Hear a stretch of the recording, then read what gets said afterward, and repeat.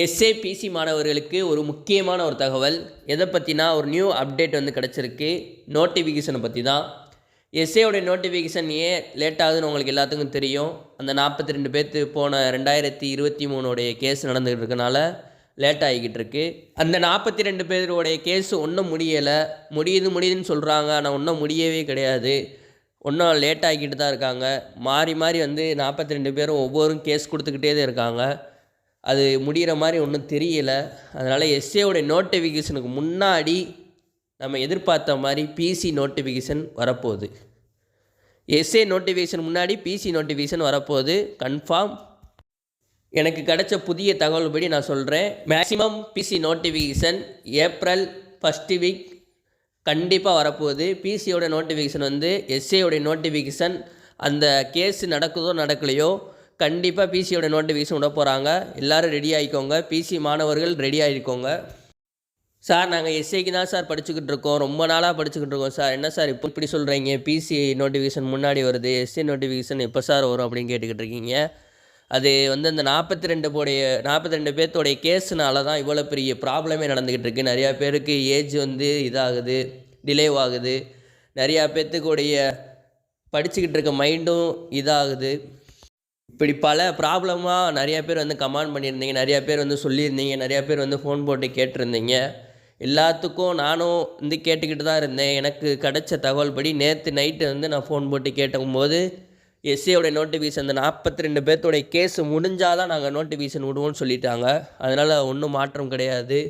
நீங்கள் பிசி நோட்டிஃபிகேஷனுக்கு வர்றதுக்கு அதிகமாக வாய்ப்பு இருக்குது. முன்னாடி வர்றதுக்கு எஸ்ஏயோடைய நோட்டிஃபிகேஷன் முன்னாடி வர்றதுக்கு பிசி அதிக வாய்ப்பு இருக்குதுன்னு சொன்னாங்க.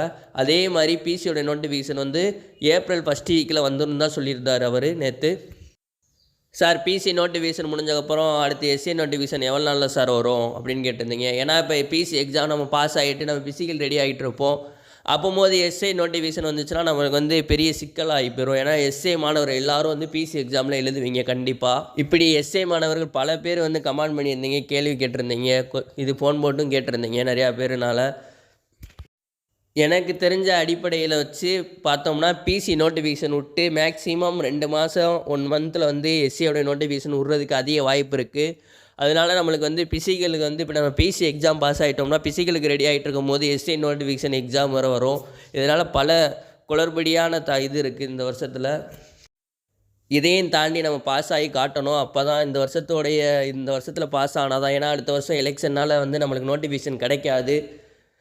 பிசியோட நோட்டிஃபிகேஷன் மாணவர்கள் அனைவரும் நல்லா படிச்சுக்கோங்க. உங்களுக்கு வந்து ஃபஸ்ட் எடுத்தோன்னே இப்போ விட்ருவாங்க நோட்டிஃபிகேஷன்.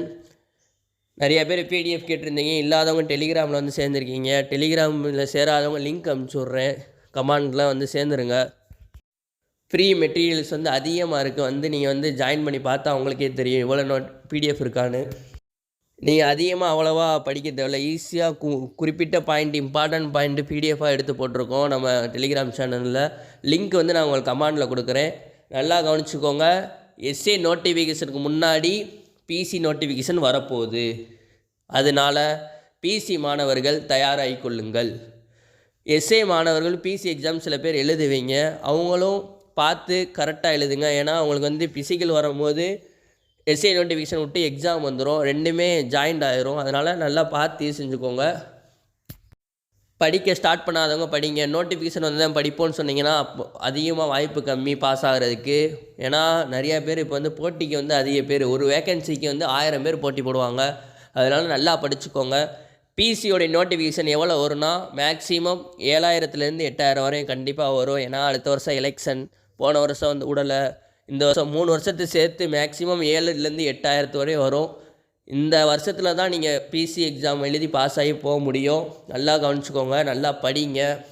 அதே மாதிரி எஸ்ஏ மாணவர்களும் நீங்கள் எதுவும் மைண்டை செதற விடாதீங்க. எஸ்ஏ மாணவர்கள் நீங்களும் படிச்சுக்கிட்டே இருங்க, கண்டிப்பாக நோட்டிஃபிகேஷன் வரும்.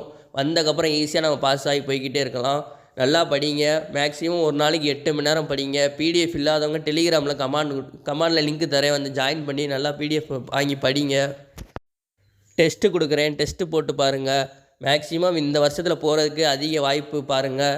அடுத்த வருஷத்துலனா கண்டிப்பாக வாய்ப்பு கம்மி. ஏன்னா நோட்டிஃபிகேஷன் வராது, அடுத்த வருஷம் வராது. ஏன்னா 2026 எலெக்ஷன் இருக்குது. இப்போயே இவ்வளோ லேட் ஆகுறாங்கன்னா 2026 எலெக்ஷன் எப்படி வரும் நீங்களே யோசிச்சு பாருங்கள். மேலும் தகவல் கிடச்சுன்னா உங்களுக்கு அடுத்த வீடியோவில் நியூ அப்டேட்டாக போடுறேன். நன்றி, வணக்கம்.